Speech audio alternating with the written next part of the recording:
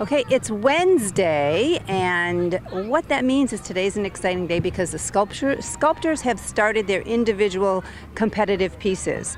They're now doing their pound-ups, which is what you saw the very first day with the centerpiece sculpture. Theirs are not as large. They have 15 tons of sand, and they have the forms that they have to figure out how much sand is going in those forms. They have to know what they have to do the math to make sure that they have enough sand to fill those forms. We have update on the centerpiece sculpture today.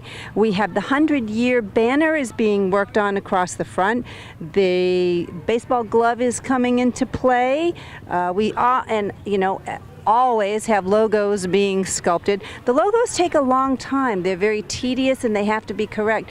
The font has to look exactly like the company's font. You know, they're very familiar with their lettering or their style lettering, so it has to be exact. So they do take quite a bit of time to do the logos, and the farther we get down to the bottom, the larger the logos are. Those are our major sponsors, and their logos are big and they're front and center.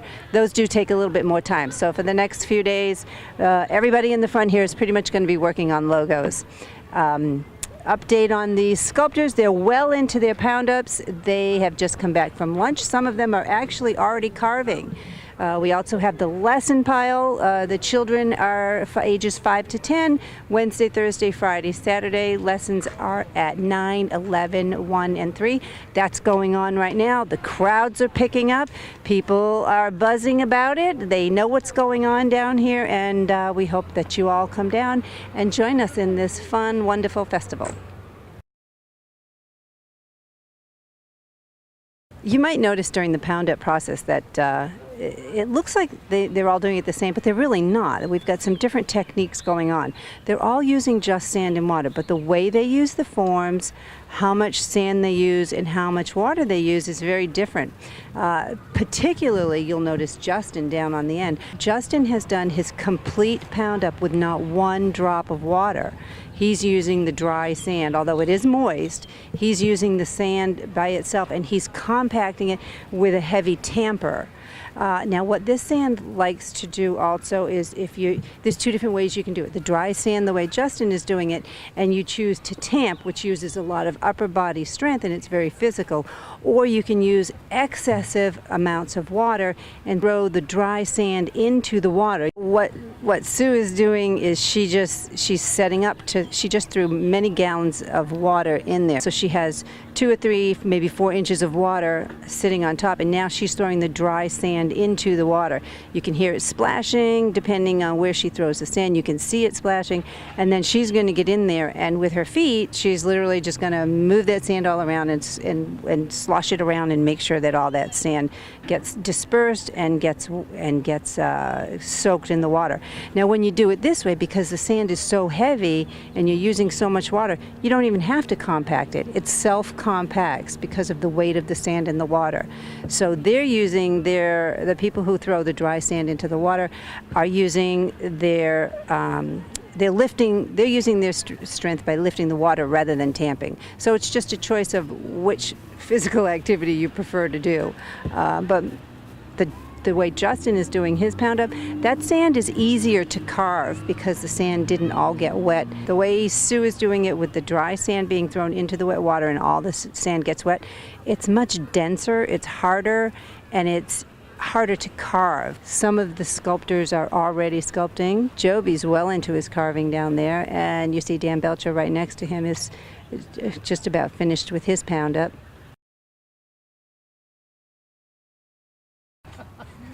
Mr. Ginto? Yes, Meredith. Is this what you call work? Look, right sides, look at them. They're over there sweating. I don't need this. I don't need to rush. I got it all taken care of, okay? I'm not even, you see me? I'm over here talking, chatting. We do see that, Chris. I'm not in a rush. I know how, I'm so confident on left side, like cleaning house, first, second, third, like I said. This side, the left side of the demo pile is going to clean house. We're taking first, second, third. We'll give them people's choice as a freebie, okay? And we'll take sculptor's choice as well. That's fine. I feel confident that we're going to take all that, and I'm not sweating it. Joby's up there like, oh, I have to blah blah blah. I have to carve real fast, blah blah blah. Whatever. These days are over. A little bit of trash talk. This is America. Yeah, I see red, white, and blue flags everywhere. I don't see maple leafs. His time is done. All right, I think it's time for you to get back to work, Chris. I think I should. All right. I think I'll put on. Get back to work, Chris.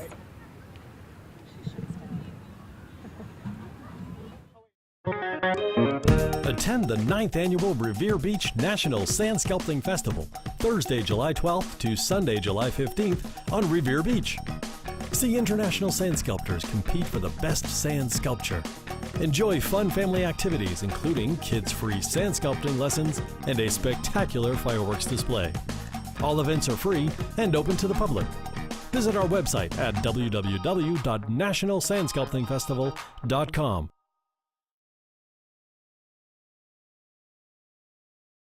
I'm with Matt Martelli. Matt is the local hero here. He has so many friends. He's been in this competition since the very beginning. Yeah, pretty much, yeah. Everybody comes down to see me. Yeah. I'm surprised I can get any work done. It's no lie. He is the most popular Anybody guy wants to come here. out and talk to somebody, come over here. He's the most popular guy. You hear from the pavilion. Hey, Martelli, all for the next 4 days. That's what happens from living around here. That's right. Well, Matt, you only do this once a year. You only sculpt once a year. Yeah, I'm actually an oil painter and everything, an artist. And amazing from what I've seen and heard. And you have some accomplishments that are related to this, the theme of the centerpiece this year. Oh, the Fenway Park. Yes. Actually, my cousin was Tony C. Used to play for the Red Sox. Canigliaro. Yeah. Tony Canigliaro. Everybody knows in the area about that guy. But I've done a lot of paintings for the Red Sox and stuff like that. I've done work with them back in the past. And I overheard you talking to somebody in the pit the other day about somebody's locker. Did you custom design somebody's locker? Yes. There's the Yaz Museum in Fenway Park, and the centerpiece is an oil painting I actually did for the 600 Club when they had that open, when the past owners have it, and it's actually Yaz's locker with a shirt draped over the chair and the hat. And it's a cool piece. It's pretty big too. I was so surprised when I took a tour through Fenway Park because I was talking to them about doing some kind of mural soon or something. And I walked in and said, "Oh, that's the Yaz Museum. Is that cool?" And I look and I see, that's my painting.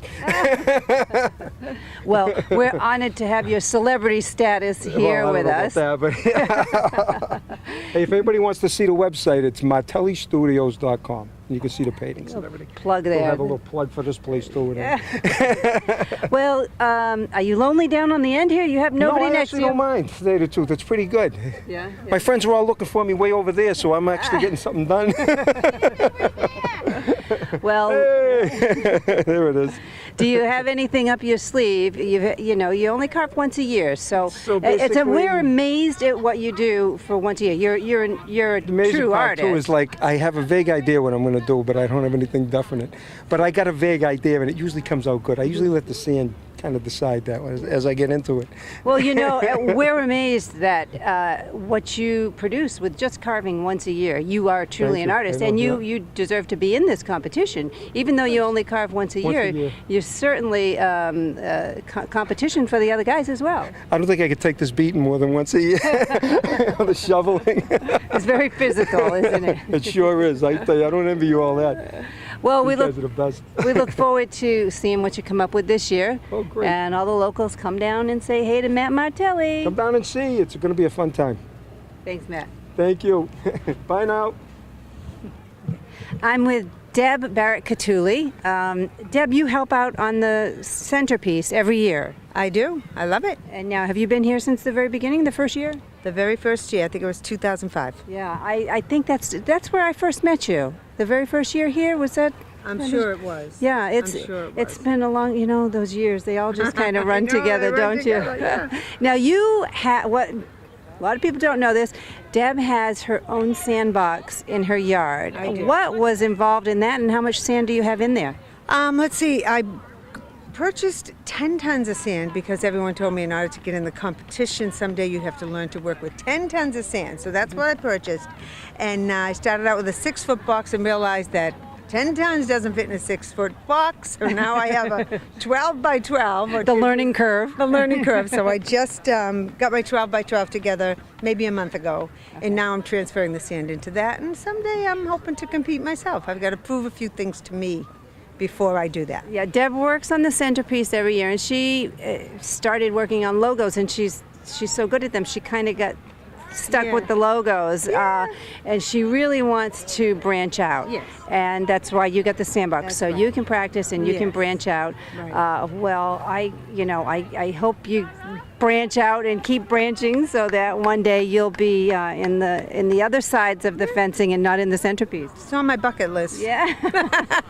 Which isn't going to happen anytime soon, but it's definitely something I want to do, definitely. Well, we love Deb. She's a local favorite here as well. And Artie, her husband, comes down and helps whenever he can. We love you too, by the way. We love Deb. Thank you, Deb. Like the Thanks. Love them, love them, love them.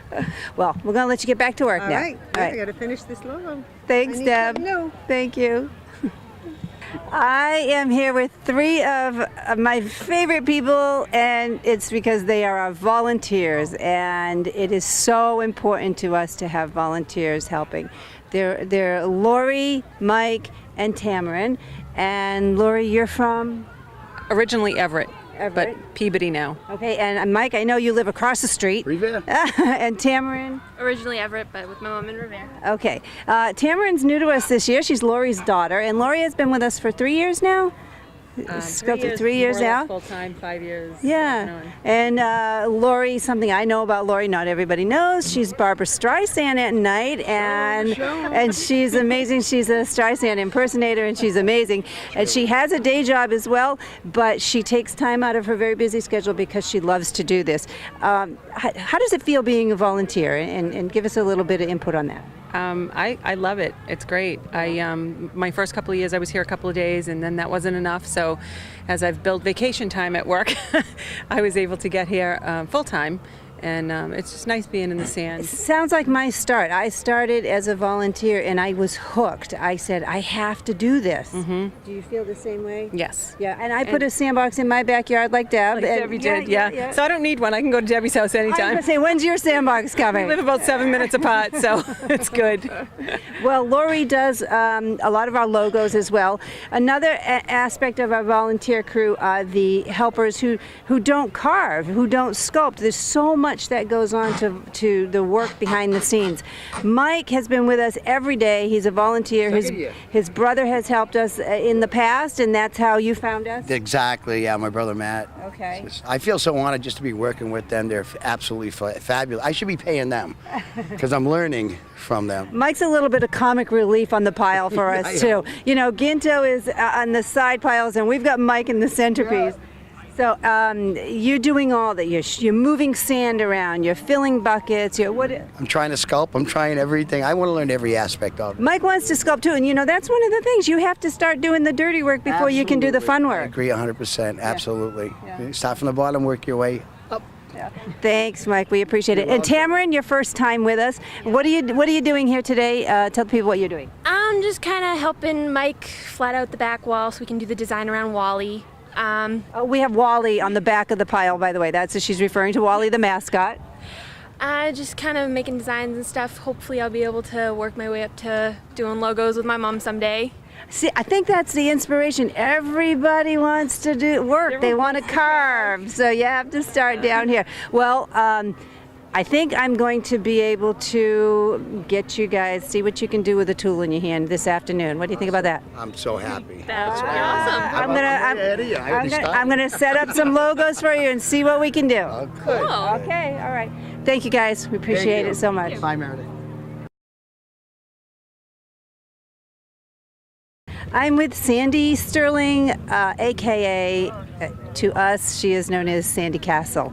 You have the lesson. Sandy's from Ontario, Canada, by the way, and she is here with Raymond, and they're doing the children's lessons. Do you want to give us just a little breakdown as to how this all goes? Yep.